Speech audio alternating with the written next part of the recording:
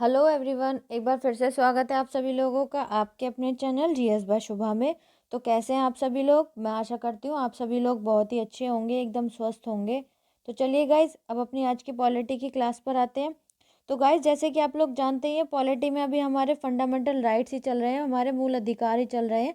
आज हमारे इस टॉपिक की 22वीं क्लास है।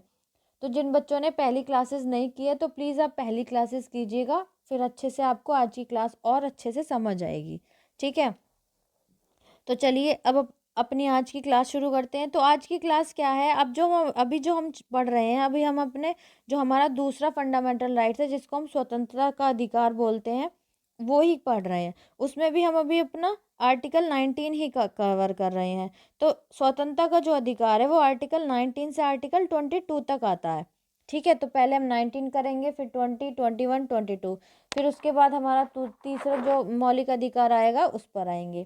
तो आर्टिकल 19 में हमने क्या क्या कवर कर लिया था? आर्टिकल 19 हमारी 6 अधिकारों की रक्षा करता है। तो जो हमारे 6 अधिकार हैं, उनमें से हम 3 अधिकारों के बारे में पढ़ चुके हैं। आज जो हम पढ़ेंगे, आज हम चौथे और पांचवें अधिकार के बारे में पढ़ेंगे। फिर उसके बाद छठा जो अधिकार है उसको नेक्स्ट क्लास में कवर कर लेंगे, और उसके साथ ही जो हमारा नेक्स्ट आर्टिकल है, आर्टिकल 20, उसको भी शुरू कर देंगे।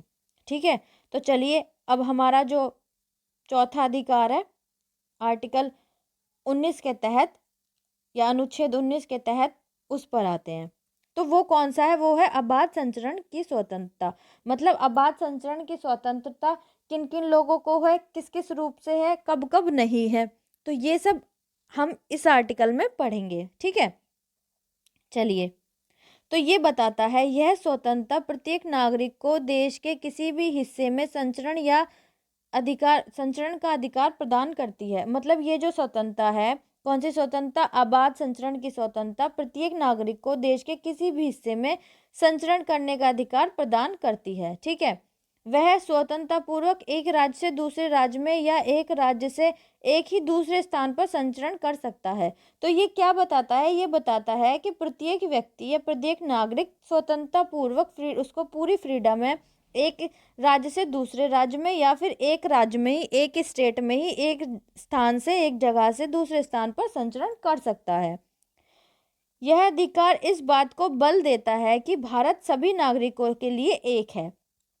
तो ये जो अधिकार है, आर्टिकल 19 जो है, उसके अंदर भी जो आबाद संचरण की स्वतंत्रता है, यह अधिकार किस चीज को बल देता है? यह अधिकार इस चीज को बल देता है कि जो हमारे भारत देश के सभी नागरिक हैं, उनके लिए क्या है?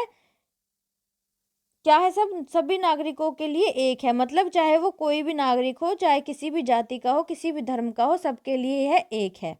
ठीक है, आगे है, इसका उद्देश्य राष्ट्रीय सोच को बढ़ावा देना है, न कि संकीर्णता को। तो इस अधिकार का जो मोटिव है, उसका उद्देश्य है, वो ये क्या है कि जो राष्ट्र की सोच है उसको इंक्रीज करना, उसको बढ़ावा देना, ना कि क्या करना, उसको संकीर्णता करना। मतलब ठीक है, ना कि उसकी संकीर्णता को बढ़ावा देना। इतनी बात क्लियर है? चलिए नेक्स्ट आगे चलते हैं। आगे क्या कहा गया है? इस स्वतंत्रता पर उचित प्रतिबंध लगाने के 2 कारण हैं। अब ये जो स्वतंत्रता है, इस पर कब कब या किन किन बातों में हम सरकार प्रतिबंध लगा सकती है, तो वो क्या क्या है? पहला है आम लोगों का हित, यदि आम लोगों का हित है तो उसके लिए। और दूसरा है किसी अनुसूचित जनजाति की सुरक्षा या हित। दूसरा क्या है कि कोई भी जो शेड्यूल्ड ट्राइब्स हैं, उनकी सुरक्षा या उनके हित के लिए इस अधिकार पर प्रतिबंध लगाया जा सकता है। वो क्यों? वो अब जानेंगे। जनजातीय क्षेत्र में बाहर के लोगों के प्रवेश को उनकी विशेष संस्कृति, भाषा, रिवाज और जनजाति प्रावधानों के हित के तहत प्रतिबंधित किया जा सकता है, ताकि उनका शोषण न हो सके। ऐसा क्यों है कि ये जो अधिकार है, इसको सरकार प्रतिबंधित की कर सकती है या इस पर प्रतिबंध लगाया जा सकता है? क्यों? क्योंकि जो जनजातीय क्षेत्र होते हैं, उससे बाहर के जो लोग हैं, उसमें अंदर प्रवेश ना कर सकें।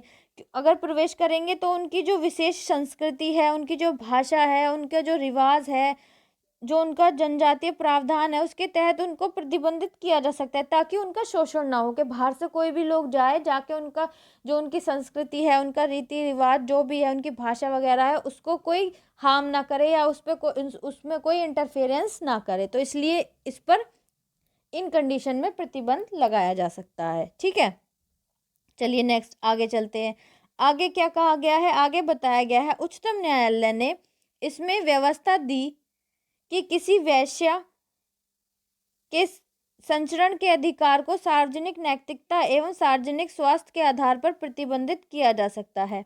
अब जो हमारा सुप्रीम कोर्ट है, उसने क्या व्यवस्था दी या उसने क्या निर्णय लिया, उसने यह किया जो भी कोई जो वेश्या होती हैं तो उन पर ये प्रतिबंधित है। क्यों? क्योंकि संचरण के अधिकार को सार्वजनिक नैतिकता एवं सार्वजनिक स्वास्थ्य के आधार पर प्रतिबंधित किया जा सकता है।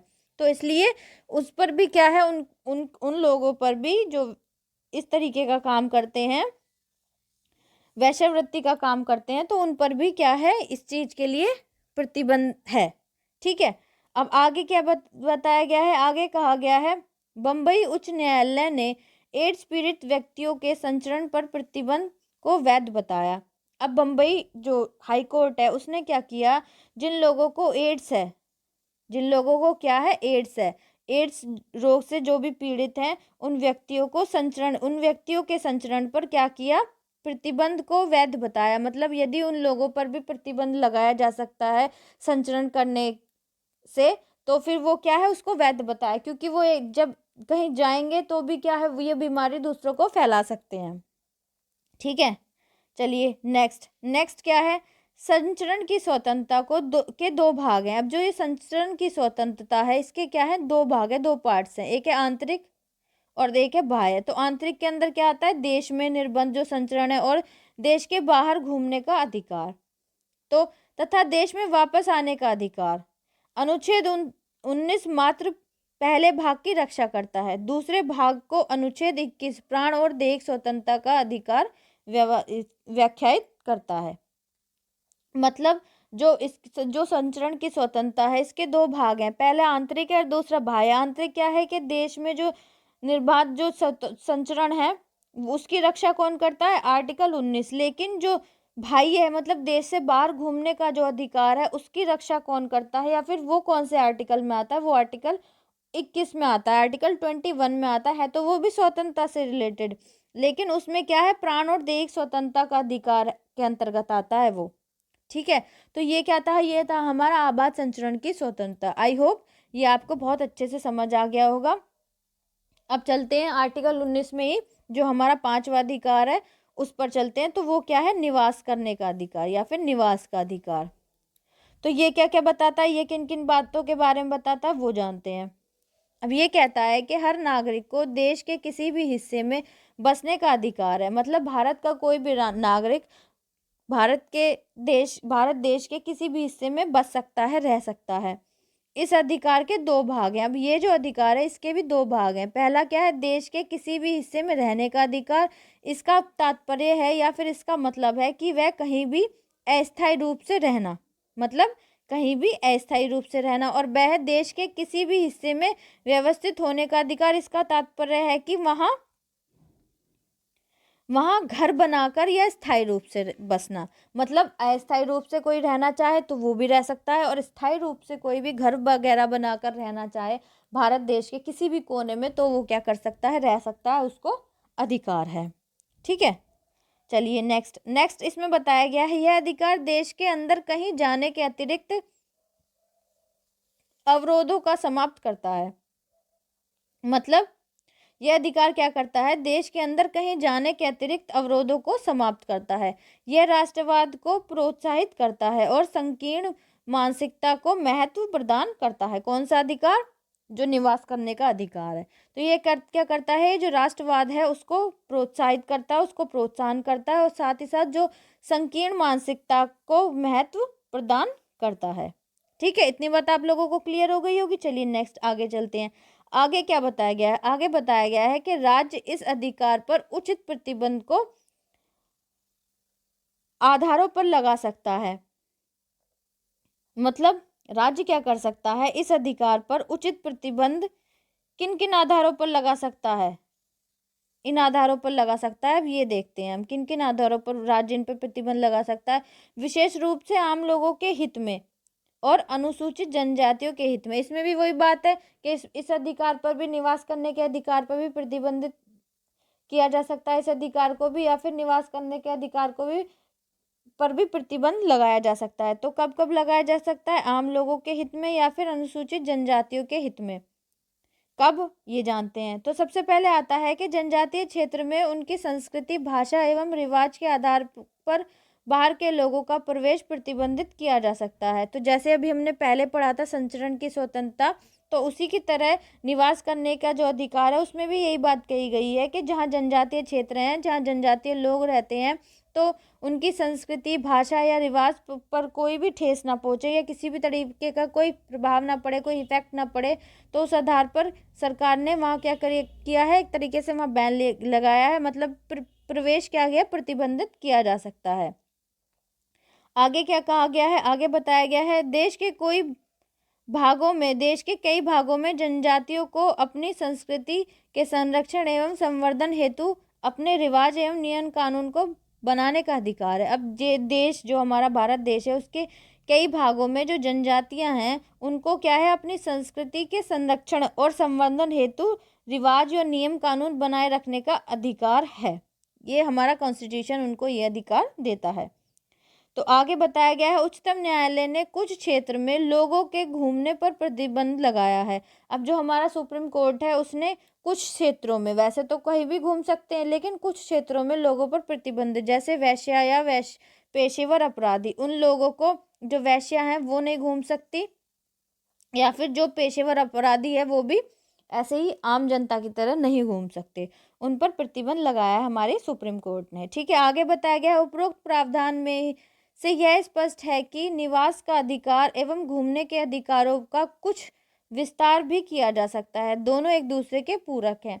अब जो हमने अभी प्रावधान पढ़ा है उससे यह स्पष्ट है कि जो निवास करने का अधिकार है या फिर घूमने का अधिकार है, उसको उसको क्या किया जा सकता है, उसको एलोबरेट भी किया जा सकता है, मतलब कि, और उसको क्या किया जा सकता है, उसका विस्तार भी किया जा सकता है और उसको कम भी किया जा सकता है, मतलब ये एक दूसरे के क्या है, पूरक हैं। ठीक है, तो आई होप आज की क्लास आपको अच्छे से समझ आई होगी। अगर समझ आई है तो प्लीज़ कमेंट में ज़रूर बताइएगा और बच्चों तक भी शेयर कीजिएगा। अच्छी लगी तो प्लीज़ क्लास को लाइक भी कीजिएगा और बच्चों को भी शेयर कीजिएगा, ताकि और बच्चे भी इस चैनल से जुड़ सकें और कंप्लीट में जीएस पढ़ सकें। अगर आप इस चैनल पर नए हैं तो प्लीज़ चैनल को सब्सक्राइब ज़रूर कीजिएगा, बेल आइकन को भी प्रेस कीजिएगा। तो गाइज़ आज के लिए इतना ही रखते हैं, मिलते हैं नेक्स्ट क्लास में, तब तक के लिए थैंक यू वेरी मच।